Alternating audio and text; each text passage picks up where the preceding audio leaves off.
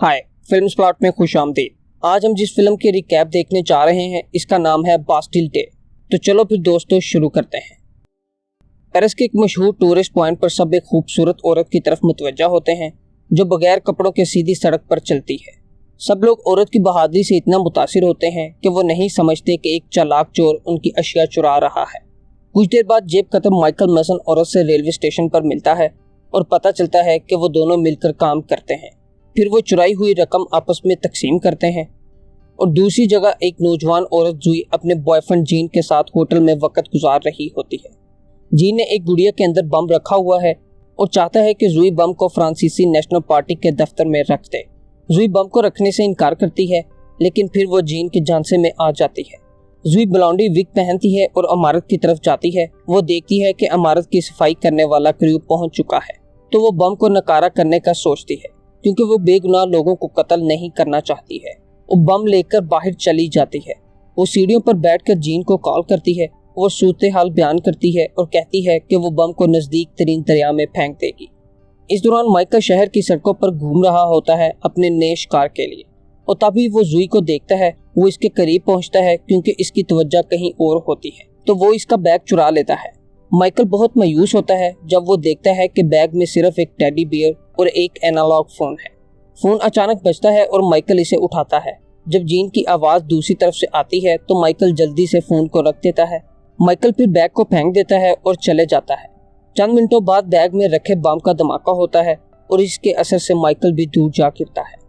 Gene का दोस्त राफी और इसका दूसरा साथी क्रिस्टोफ धमाके की आवाज सुनते हैं। हत्या कि बम गलत जगह फट गया है लेकिन इसका असर शहरियों के लिए खौफनाक है, खासतौर पर जब बास्टिल डे का दिन करीब है। राफी फ्रांसीसी सफारत खाने को कॉल करता है और इन्हें बताता है कि ये पहला धमाका है और ऐसे बहुत से बम धमाके होंगे जो पेरिस को 36 घंटों में जमीन पर ले आएंगे। फ्रांसीसी इंटेलिजेंस के हेड विक्टर मीडिया पर एक बयान जारी करते हैं जिसमें वो शहरियों को यकीन दिलाते हैं कि सब महफूज है और बास्टिल डे परेड अपने मुकर्रर वक्त पर मुनक्किद की जाएगी। बम धमाके की तहकीकात शुरू होती हैं और इत्तेफाक से एक सिक्योरिटी कैमरे ने माइकल की तस्वीर को पकड़ा है। इसकी तस्वीर को इंटरपोल और CIA को भेज दिया जाता है। शॉन ब्रायर पेरिस में क़याम पजीर एक CIA एजेंट है। इसकी आदत है कि वो कवानीन तोड़ता है और असूलों का ख्याल नहीं रखता, जिसकी बिना पर इसको अपने बॉसेस के गुस्से का सामना करना पड़ता है। शॉन जल्दी से इस धमाके के बारे में मालूमात हासिल करता है और दावा किया जाता है कि इसमें काफ़ी बेगुनाह लोगों की जान गई है। वो माइकल की तस्वीर हासिल करता है और चंद मिनटों के अंदर इसकी मालूमात हासिल करता है। माइकल लॉस वेगस से तल्लुक़ रखता है और इसका बाप एक जुआरी होता है।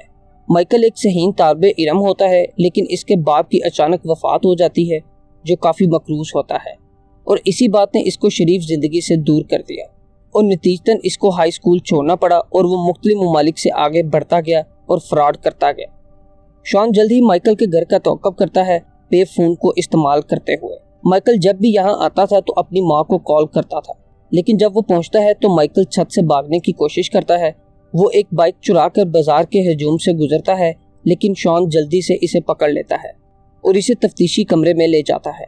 शॉन माइकल को एक दहशतगर्द करार देता है और इससे मुतालबा करता है कि वो बताए कि वो किस तंजीम के लिए काम कर रहा है।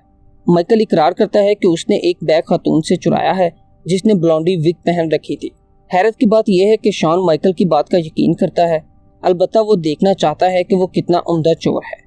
लिहाजा माइकल एजेंट को इसकी वॉलेट और पैसे चोरी करके हैरान करता है। जीन अपने फ्लैट में जूई को सुकून देने की कोशिश करता है जबकि वो खुद को काबू नहीं कर पा रही है क्योंकि वो खुद को इन लोगों की मौत का जिम्मेदार समझती है। फिर अचानक वो राफी और क्रिस्टोफ को फ्लैट के बाहर पहुंचते देखते हैं। इसे डर होता है कि राफी जूई को कत्ल करना चाहता होगा क्योंकि वो बेकाबू है और इनके मंसूबों को खराब कर सकती है। जीन जल्दी से जूई को मशवरा देता है कि वो 2-3 दिनों के लिए भाग कर छुप जाए। जूई पिछले दरवाजे से बचकर फरार होती है ताकि राफी इसे ना देख सके। शॉन जूई के मोबाइल फोन को इस्तेमाल करके इसकी जगह का तौक़ुफ़ करता है जबकि इसे ये मालूम नहीं होता कि हैंडकफ की चाबियां माइकल के पास हैं। माइकल अभी भी एजेंट के साथ तफ्तीश वाले कमरे में है जबकि क्रिस्टोफ इस जगह पर पहुंचता है और अपने आप को एक डाकिया के हुलिया में बदलता है। शॉन जल्दी से समझ जाता है और लड़ाई शुरू होती है। इधर माइकल फरार हो जाता है, क्रिस्टोफ और राफी भी फरार हो जाते हैं जबकि शॉन अपने बॉसेस को सूरत हाल बयान करने के लिए मजबूर होता है। टॉम शॉन पर गुस्सा करता है और कहता है कि उसने डायरेक्ट ऑर्डर्स की खिलाफ वर्जी की है। इसका काम था माइकल को लेकर आना, ना कि इसकी तफ्तीश करना। मालूम होता है कि राफी एक स्पेशल यूनिट जिसका नाम रैपिड है उसका हेड है। वो विक्टर के साथ मुलाकात कर रहा होता है जब उसे एक कॉल आती है जिसमें करीबी मस्जिद में खतरे के बारे में खबर मिलती है। रैपिड टीम जल्दी से मस्जिद पर हमला करती है और सबूत हासिल करती है कि इमिग्रेंट इस बमबारी में मुलविस है। कई इमिग्रेंट्स गिरफ्तार होते हैं जिसकी वजह से मुसलमानों में पूरे मुल्क में अफरा तफरी मच गई है।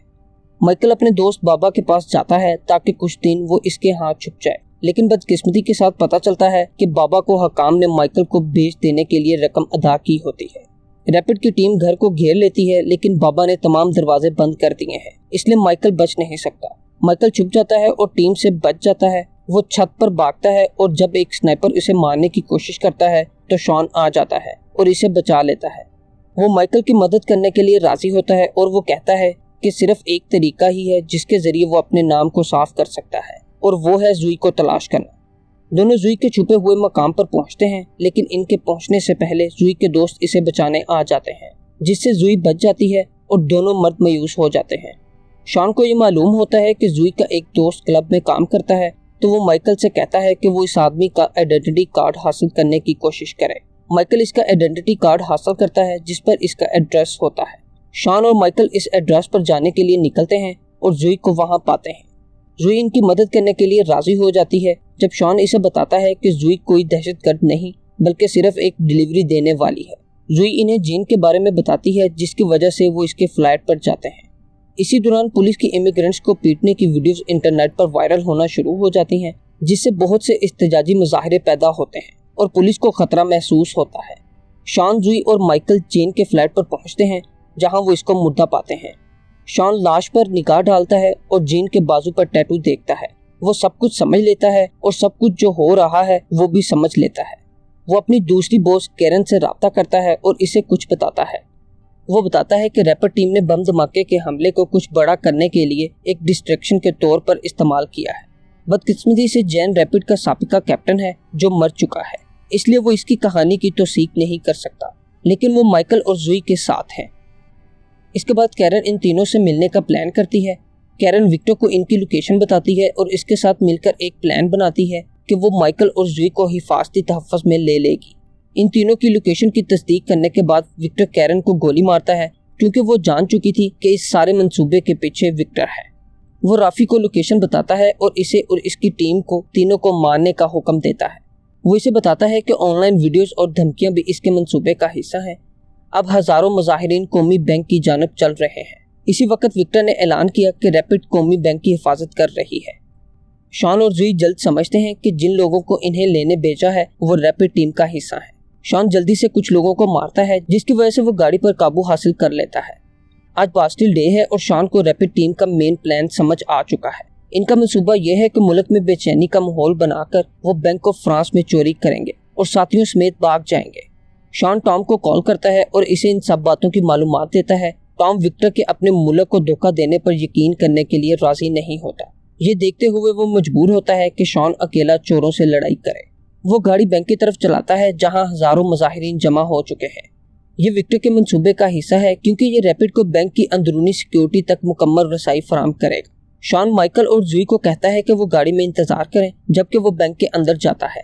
रैपिड ने पहले ही अपना प्लान शुरू कर दिया है। वो सब सिक्योरिटी कैमरे गैर फाल करते हैं और इन्होंने बैंक की सारी रकम डिजिटल तौर पर मुंतकी करना शुरू कर दी होती है। इस दौरान शॉन को रैपिड की टीम के लोगों ने ढूंढ लिया और वो इसे ट्रैक करने लगते हैं। माइकल और जुई पुलिस की रेडियो से सुनते हैं कि शॉन मुसीबत में है और वो इसकी मदद करने का फैसला करते हैं। वो मुजाहिरीन के बीच जाकर एक फसाद शुरू करते हैं, जिसकी वजह से मुजाहिरीन बैंक में दाखिल होते हैं और पुलिस अफसरान पर हमला करते हैं। एक खतरनाक लड़ाई शुरू होती है जिसमें शॉन ने ज्यादातर लोगों को कत्ल किया और सिर्फ राफी बाकी रहता है। राफी को विक्टर कॉल करता है जो मिशन को मंसूख करना चाहता है, लेकिन राफी कहता है कि अब बहुत देर हो चुकी है क्योंकि 500 मिलियन यूरो की रकम पहले ही फ्लैश ड्राइव में मुंतकिल कर दी गई है। राफी विक्टर को धमकी देता है कि अगर उसने इसे धोखा दिया तो वो इसे मार देगा। शॉन माइकल को कहता है कि वो अपनी महारत को इस्तेमाल करते हुए फ्लैश ड्राइव चुरा ले, और जब राफी को एहसास होता है कि फ्लैश ड्राइव उसके पास नहीं है तो वो जुई को होस्टेज बना लेता है और माइकल को सामने आने का कहता है। इसी वक्त विक्टर पुलिस को राफी को फायर करने के लिए हुक्म देता है क्योंकि इसको मालूमात मिली है कि राफी करप्ट है। राफी की मौत के बाद रैपिड के बाकी अराकीन गिरफ्तार कर लिए जाते हैं। विक्टर को बड़ा एजाज हासिल होता है कि उसने क्रिमिनल्स और करप्ट पुलिस वालों को सिंडिकेट किया है। माइकल के गैप होने की वजह से विक्टर अपनी फतह और कामयाबी का लुत्फ नहीं उठा पाता। वो बाबा से राब्ता करता है और इसे बताता है कि वो माइकल को कहे कि खरीदार फ्लैश ड्राइव में दिलचस्पी रखते हैं। माइकल विक्टर से मिलता है जो इसे ड्राइव के बदले में $1,00,000 और पासपोर्ट फराहम करेगा। माइकल शर्त कबूल करता है और दोनों एक सुरंग में चलते हैं। विक्टर बैंक चोरी के बारे में बात करता है और अपनी गन से माइकल को शूट करने लगता है। अचानक शॉन और दूसरे पुलिस अफसरान विक्टर को घेर लेते हैं, जबकि माइकल इसे इकरार कराने के लिए बहकाता है। विक्टर गिरफ्तार होता है और माइकल खुशी मनाता है और यहाँ फिल्म का इख्तिताम हो जाता है। मजीद मूवीज के रिकैप देखने के लिए इस वीडियो को लाइक करें और चैनल को सब्सक्राइब करें और बेल नोटिफिकेशन को ऑन करें। शुक्रिया।